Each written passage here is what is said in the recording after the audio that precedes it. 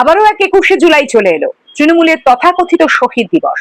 1991 এর ঘটনার পর 20 বছর দুষ্টু বাম সরকার যাদের বিচার দেয়নি, আবার তৃণমূল জামানার 15 বছরেও শুধুই তদন্ত তদন্ত খেলা চলেছে। আর এবার 2026-এর 21শে জুলাই, এবার শুরু হয়েছে আসল নকল তৃণমূলের দড়ি টানাটানি। সেই সঙ্গে প্রদেশ কংগ্রেসেও এবার বাড়তি উদ্দীপনা লক্ষ্য করা যাচ্ছে শহীদ দিবস পালনে। সব মিলিয়ে শিরোনামে এখন একটাই, 21শে জুলাই কার। নমস্কার, আমি মিঠু, স্বাগত বাংলা বাইটে। 21শে জুলাই শহীদ দিবস যাদের ব্যানারে অনুষ্ঠিত হয়েছিল, মানে প্রদেশ কংগ্রেস প্রত্যেকবার তৃণমূল আমলেও যারা শহীদ দিবসের আনুষ্ঠানিক উদযাপন করতেন মহাজাতির সদনে, এবার যুব কংগ্রেস শহীদ দিবস মানে 21শে জুলাই পালন করবে শহীদ মিনারে। অন্যদিকে এই যে শহীদ দিবস বা 21শে জুলাইয়ের যিনি মূল নেত্রী ছিলেন, মানে মমতা বন্দ্যোপাধ্যায়, তার যে কালীঘাট তৃণমূল, তারা এবার 21শে জুলাই শহীদদের শ্রদ্ধা জানাবেন বিড়লা প্ল্যানেটোরিয়ামে। আর ঋতব্রত শিবির, যা বালিশ তৃণমূল নামেই নিন্দুকেরা বলে থাকেন আর কি, যেখানে এক্স তৃণমূল দলের সব হেভিওয়েটরা ভিড়েছেন, তারা পালন করবেন নিও রোডে। সব মিলিয়ে একেবারে টানটান উত্তেজনা। কোথায় শহীদরা যে যাবেন বলা খুব মুশকিল। যাই হোক, প্রত্যেকবার দিদি জামানায় এই শহীদ পরিবারের মানুষজনকে মঞ্চে বসিয়ে দারুণ রাজনীতি চলতো, এবং দিদি বলেছিলেন যে ক্ষমতায় এলে ফাইল খোলা হবে 21শে জুলাই, এমনই ঘোষণা ছিল বাংলার অগ্নিকন্যার। এবং ক্ষমতায় এসে তিনি ফাইল খুললেন, তদন্ত কমিশন বসলো, কিন্তু রিপোর্ট আর বের হলো না। মমতার চোখে পাপী বনে যাওয়া বুদ্ধদেব বাবু বারবার মমতাকে তদবির করতে শুরু করলেন রিপোর্ট জানতে চেয়ে। আর অন্যদিকে দ্বিতীয় মুখ্য অভিযোগের তীর যার দিকে, সেই জ্যোতিবাবু সরকারের স্বরাষ্ট্র সচিব মনীশ গুপ্ত, তিনি মমতার মন্ত্রিসভায় মন্ত্রী বনে গেলেন, পরে রাজ্যসভার সদস্য হয়েছিলেন। প্রতি বছর পাগলু ড্যান্স আর ডিম ভাত সহযোগে তৃণমূল দলের বাৎসরিক পিকনিক হয়ে উঠেছিল এই 21শে জুলাই। মমতা বন্দ্যোপাধ্যায় সেসব সাজানো কাহিনী, যা এখন জনসমক্ষে একেবারে ওপেন সিক্রেট।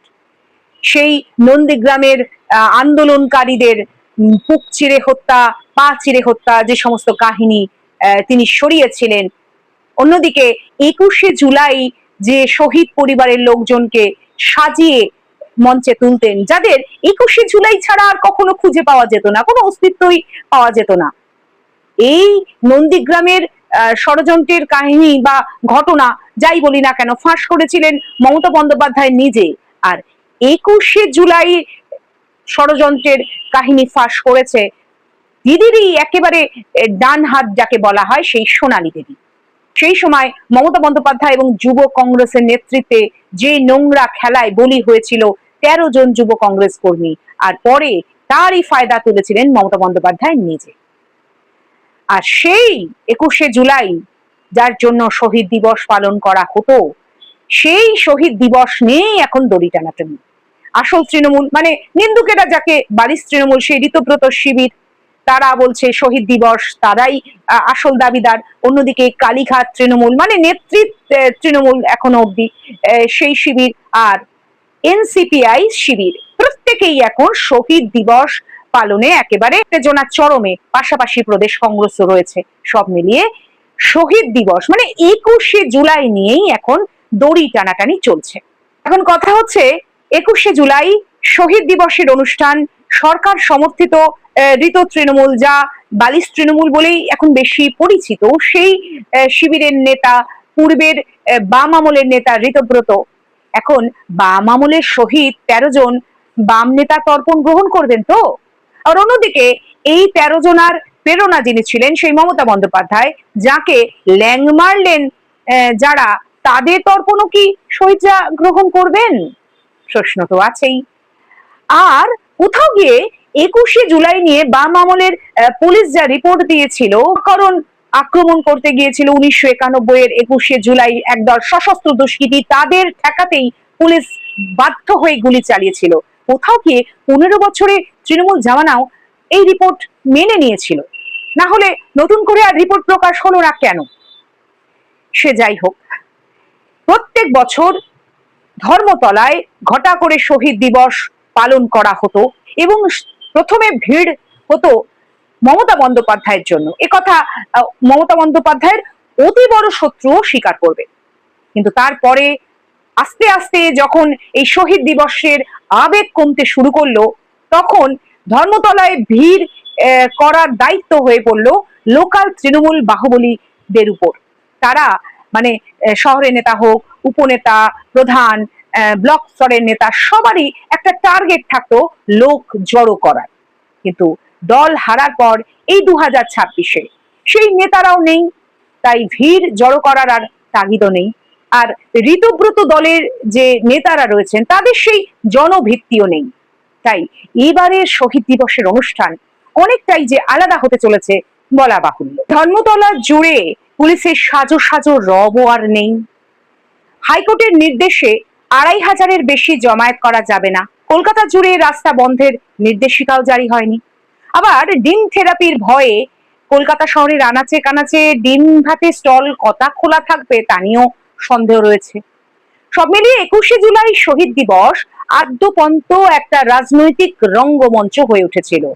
আর পালা বদলের পরই তার নগ্ন রূপ সামনে চলে এসেছে। কয়লা চুরি, বালি চুরি, চাকরি চুরি, সারদা নারদা সবকিছু মিলিয়ে সমর্থকেরা যাতে মন থেকে দুর্বল না হয়ে পড়ে, সেই জন্য 21শে জুলাই সভামঞ্চ থেকে নেত্রী সবাইকে বছরের জন্য রিচার্জ করতেন, চাঙ্গা করতেন। কিন্তু সেই নেত্রী এখন নিজেই বেসামাল হয়ে পড়েছেন। আর সেই 21শে জুলাই সভা আলো করে থাকা সেই সব অভিনেতা অভিনেত্রীরা দিদির হাত ছেড়ে গেরুয়া বসন পরে নিয়েছেন অনেকেই। সেই সময় তথাকথিত দিদির ডান হাত বাম হাত সব মৃত শিবিরে গিয়ে ভিড়েছে।